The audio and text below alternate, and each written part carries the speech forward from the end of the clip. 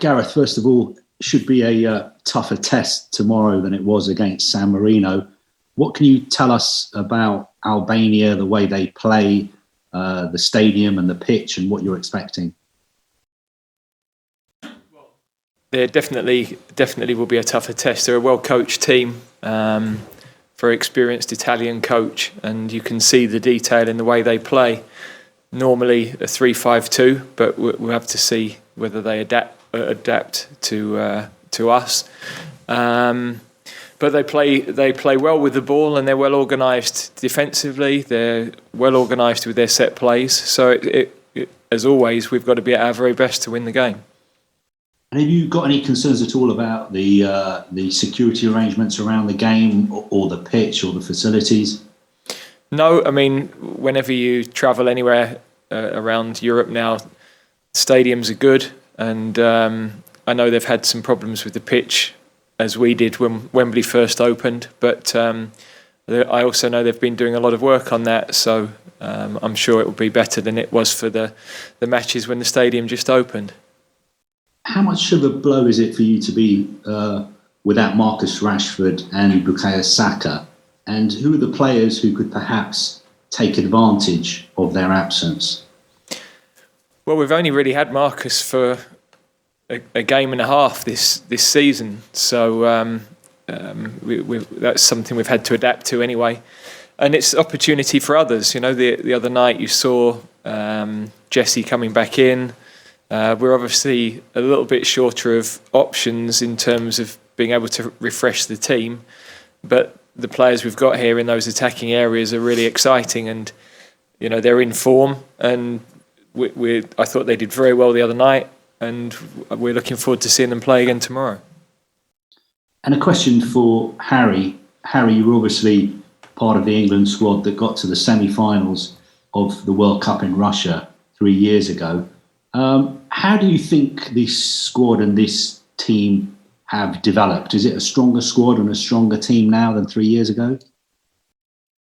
Yeah, I think over the 3 years we've developed. We've worked more as tactically, and the experience of the big tournament and the highs and the lows, and obviously losing in the semi-final. We've got to take that experience into the coming tournaments. I'm sure it will help us. But yeah, of course, as a player and as a team and individuals and tactically, 3 years is a long time to develop. And yeah, I'm sure we have developed in a positive way. And just looking at the way England play, you know, there's obviously lots of debate about whether it should be three at the back or a flat back four. You could be playing tomorrow alongside John Stones and Carl Walker again, the back three that you played with in the World Cup. Going forward, do you think that could be the future back three for England at the Euros as well? That you've got the right blend there, especially when it comes to experience? Well, of course, experience counts for a lot, but there's a lot of competition for places. So there's a lot of games from now to the end of the season, and you've still got to impress, you've still got to play, you've got to perform week in, week out. And it's not my choice to decide who plays in the starting 11. So I think if you play a back four or a back three, I think you can be fluid within the system. You can still play a four and build up with a three. So it's something that I'm sure we'll work on as a group. But yeah, of course, it's great to have John back in the setup, playing well and playing week in, week out for Manchester City. And it's strange that, like you say, 3 years ago we was the back three, and we're all playing for our clubs at the moment. So, but like I say, there's a lot of competition for places. It's a strong department, and we've got a lot of games from now to the end of the season where you've still got to impress and perform to make sure, first and foremost, that you're in the squad. And Gareth, if I can just ask you about your options at left back. Obviously, there's a lot of competition. One player who's been playing very well for his club is Luke Shaw. What have you made of his form, and what can he offer you when he plays for England? Very good. I mean, Luke played in the first under-21 game I took charge of. In fact, John Stones played right back, and there's never been any doubt in our mind of Luke's quality. He's obviously suffered from injuries and had to withdraw from a few squads. but it's been great to see him playing on the front foot as a fullback, both with and without the ball. His defending's been clean.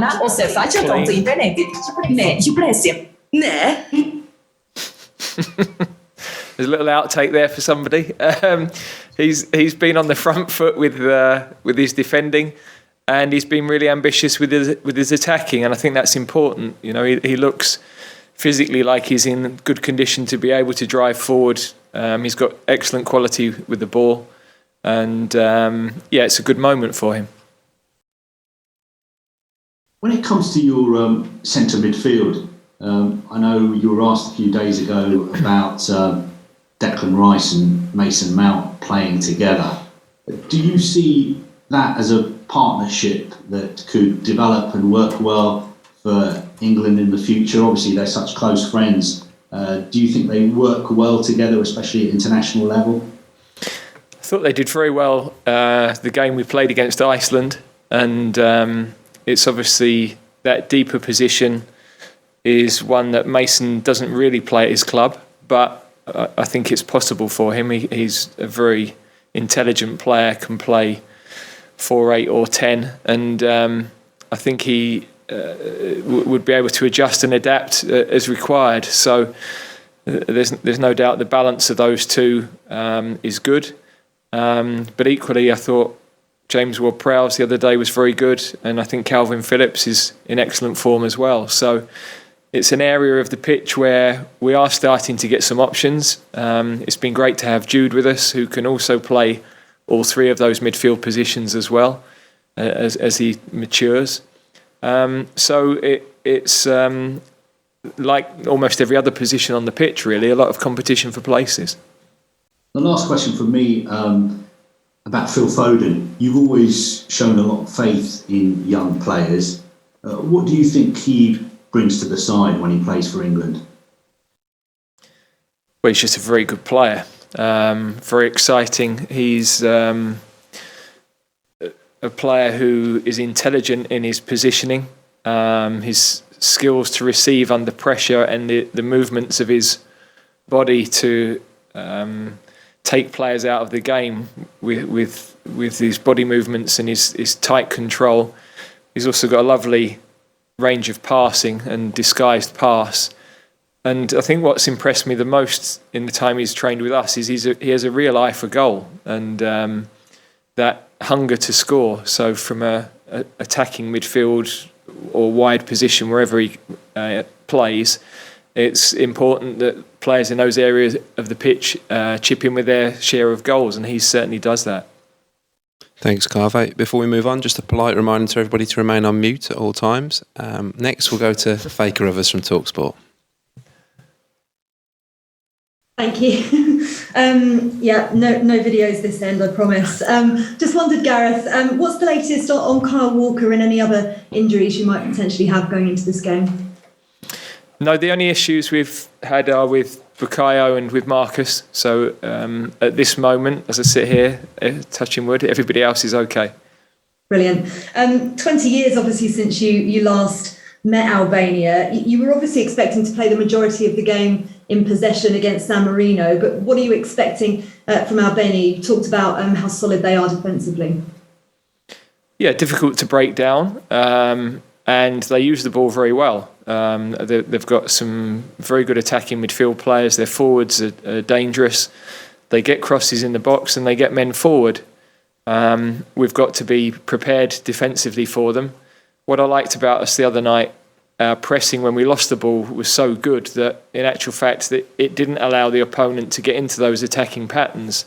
Now I think Albania will be a little bit more accomplished at playing out of the pressing, but our mentality's got to be exactly the same. Some of the performances that we saw on Thursday night, have they fired up the competition in camp even more? Well, I think that should be there every day that we train and every match that we play. There's nothing a given in terms of the team or the squad, and there isn't the opportunity for people to sit and relax and think they're going to be fine. We have to produce every game. We're expected to win every time we play, and we've got to make sure that our mentality is like that. So I thought the mentality the other night was very good, and we have to be exactly the same. We've got a good opportunity in the next 2 games to put ourselves in a really strong position in the group, and we've got to make sure we make the most of that. Great, thanks Gareth. Just a couple for Harry, if I may, as well. Harry, how pleased are you that Luke Shaw has been called into the squad, and are you hoping to get to play with him in at least one of these next 2 matches? Yeah, I'm really pleased for Luke. Thoroughly deserved. He's had a great season. I think, like Gareth said, his ability on the ball, his ability to get forward, creating a lot of chances for us at club level, and hopefully he can bring it to international level. Just finally, potential to be reunited as well with John Stones. As a player, how much did you enjoy playing with him when you played for England back in 2019? Was his last game, and that you both featured in against Montenegro? Yeah, I'm really close to John. I'm good mates with him off the pitch. Obviously, we're rivals on the pitch at club level, but we come together at England and we play together. I've grown up playing against him. He's from around my area, so it's nice to see him doing so well and his confidence. And no, it's an opportunity for us to try and build a partnership, or if we get the opportunity to play together, like you've said. But I'm sure we've played together numerous times for England, and it's one that I enjoy. Brilliant. Thanks, Harry. Good luck. Thank you. Thanks, Faye. Next, we'll move to John Murray of BBC 5 Live. Hi, Gareth. Hi, John. It's another question on Luke Shaw. When you called him into the squad, you mentioned the fact that you felt that perhaps he'd matured, and Ole Gunnar Solskjaer has said that recently as well. Have you seen a different type of guy this week? I've seen somebody who's just delighted to be here for a start and enjoying his football and playing with confidence. I think first and foremost, Luke's a good defender, and that's very important for us. We talk a lot about our possibilities as an attacking team, but we have to keep clean sheets. We have to be difficult to play against. And I like the fact that he's aggressive in his defending against his wingers. He's difficult to play against one.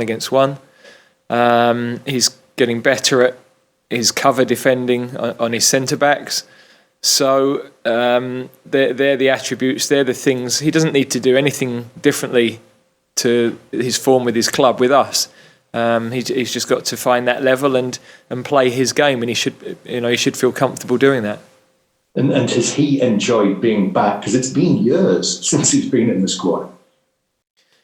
Well, you have to ask him whether he's enjoyed it or not. I can't speak for him, but he certainly seems to have had a smile on his face during the week, and he knows, although it's been a while since he's been with us in the senior squad, so many of the group have been together either in the seniors before or the under-21s. He obviously knows people like Prowsey from Southampton, so there's a lot of familiar faces for him. I don't think it's been too difficult for him to slot back into the group. One thing that strikes me is that you do have the option of a potential half Manchester United, half Manchester City back four. So there would be the club relationship between central defender and fullback. Is that something that appeals, and what can that bring the team? Yeah, I think that cohesion between units on the field is always helpful, and we had partnerships like that during the World Cup, and I think it. When you don't have a long time to work together as a team, those little edges can be quite decisive. But that doesn't mean to say that the players that aren't at those clubs aren't serious contenders for all of those positions, because I thought the other night we saw 2 right-backs who played extremely well and who are having excellent seasons with their club, just as one position. Conor Cody has been excellent in his performances with us and with his club. So, there is this competition through the squad. It's there in every position. We need that. We're without sort of 7 or 8 players this week with injury. So if you don't have a strong squad for a start, you're in trouble. And as the season goes on, the ability to refresh the team and to have energy coming into the games is also really important. By the way, what should we read into the fact that Conor Cody's finished as captain in 2 of his matches? That he's an outstanding personality. When you have people like Conor on the field, I have to say very little the other night on the side of the pitch. What impressed me about the performance the other night, the team for 90 minutes kept pressing, kept moving the ball, and it didn't require any additional sort of demand from the side. Sometimes it's interesting to stand there and just observe how a player's going to cope with certain moments in games and see their responses, because they're the ones who have to make decisions. And I thought the other night the players managed that game really well, and that's what we have to do every week. Thanks, guys. Thank you very much. Thanks, John. Next from the same station, we'll go to Ian Dennis for questions for Harry. Hi, Harry. Good to see you. You say that you've developed since the last World Cup. I noticed that 7 of the 11 who played against Croatia in that semi-final are in this squad. It may indeed be more if the 2 Jordans were not out injured. I just wondered, though, what have the new faces brought to the squad, in your opinion? I think first and foremost they've brought a lot of talent. They're all good players technically. They're all playing really well for their clubs, and if you're not playing well for your club, you don't get the opportunity to play for your country. So, like I say, it's you play week in, week out for an opportunity to come and represent your country, and everyone who's involved in the squad deserves that. But yeah, for sure, it brings a lot of talent to the group, a lot of competition for places, and you can't settle. You've always got to push for more. And how would you describe your own form? And also, when Gareth talks about that cohesion potentially with Luke Shaw, how important could that be too? Yeah, I'm really happy with my own form. Obviously, stayed injury free's been a big plus for me for this year, and I'm happy with my game at the moment. Obviously, the relationship I've got with Luke has been promising too. Playing alongside him for a lot of games this year, and seeing the progress in which he's made as well, which is a real positive, and the confidence that he's playing with now, and for him to get the call up, I know he was delighted, and he was looking forward to the camp, and now it's time to impress. And I thought it was quite telling that Marcus Rashford remained with the squad as long as he did, bearing in mind he was always going to be doubtful for any of these games. I think it speaks volumes for the togetherness. With the Euros in mind, how does it compare to the build-up when you think back to Russia, looking ahead to the summer with the Euros? Well, it's a bit strange with everything that's going off. Obviously, the pandemic. But yeah, I think that shows a lot from Marcus coming with the group. He wanted to see just a little reminders. We haven't been together for 4 months, so little reminders of the way we work and the principles that we've got at this level. And I think it's really important to show that the group's together, and for Marcus to come, even though he probably knew in his mind that he wasn't going to be fit to play the games. I think it shows the spirit between the players. And have any new characters, any new jokers emerged? I'm sure there will be a few. We've only had a couple of days to settle in, but it's a great group. It's a great group for the lads to come into and feel welcome. And you've seen Ollie come in, and the way that he scored his goal on his debut, and the way the lads celebrated. Everyone was so happy for him in the changing room after. I think you can see the togetherness, and I think it's going to be a long way in reaching where we want to go to. Thank you. Thanks, Ian. Next we'll go to Carrie Brown at BeanymanSports. Hello, Gareth.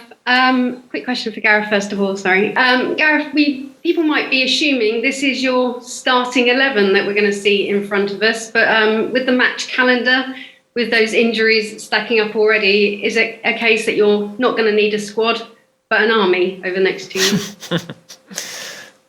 Well, that's been the way for most of the season.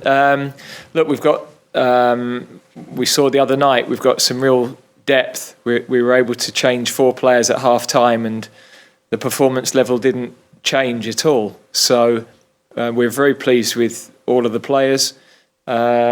We always look at the opponent, what's the right tactical approach, what's the right profile of the players for different positions, and we'll select a team from there. But we also know we've got some depth to come into the game, and that's really important. There are days where you've got to close a game down, or you've got to chase a game, and you need the options to be able to do that.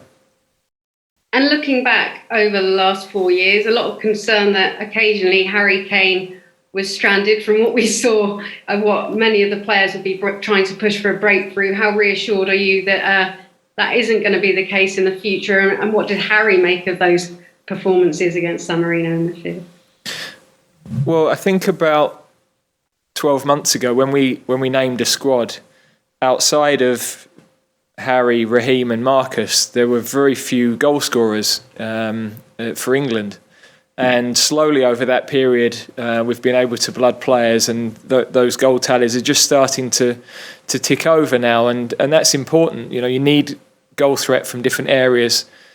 In this squad, there's obviously Phil has scored already for England, Mason has scored already for England, Jesse for those attacking players. For Dominic and Ollie the other night to get goals straight away is really good boost for them. So you do need that because, as I said earlier, we don't know who we'll have available. You're constantly having to refresh teams this season, and that threat from your attacking players is important. And then if the rest of the team can chip in from set plays and the odd fullback can get forward and get goals, then that makes us a tougher proposition. And my question to Harry, I know you care deeply about grassroots football. You've started a lovely campaign with Manchester United to reassure young players that might be lacking a bit of confidence and fitness to be kind to themselves, for coaches and parents not to expect too much. And I think it's so important to see that footballers are role models in the good and the bad times. When we look at you and John Stones, the World Cup was such a breakthrough for you, but we can't always have a career trajectory that goes up. From your last year, have you become a better defender? And what have you learned from the tough times, and who have been important, and what have been the lessons that you've learned? Yeah, I think as in a football career, you have so many ups, but you have a lot of downs as well. So it's the way you come back, it's the way you fight back, and get your head down, work hard, and regain your confidence. And I felt like I've done that this year, which I'm really pleased with myself for. But like I say, it can be a tough game at times. When you're losing games, it's not nice, and when you're conceding goals, especially as a defender, and you're playing for Manchester United, you're under scrutiny. And like I say, you've got to work hard, believe in yourself, and keep working hard on the training pitch. And I feel that's what builds the confidence back. We've got time for one last question in the live section of this media activity, and we'll finish with one from Paul McNamara. Hi, question for Gareth, please. On Dominic Calvert-Lewin, there was a lot of talk around Dom getting in the squad before he was actually called up. What ultimately tipped the balance in Dom's favour to earning that call-up? And this is his third squad now. What opinion have you formed of him on the pitch, but also off the pitch as a personality? Well, I really like his character, really engaging, fun to be around. I'm aware his dress sense can be slightly dodgy, but that's not an issue here. We're in tracksuits, so no problem for him and Tom Davies with us. But in terms of on the field, really the difference has been his goals. We've always seen a player whose link play has been good, whose work for the team has been outstanding, who presses well. He's got a great threat in the air from crosses in particular. But until the last 18 months or so, he wasn't quite finishing those chances. He's now doing that consistently with his club, and he's hit the ground running with us. So pretty simple, really. That's been the difference.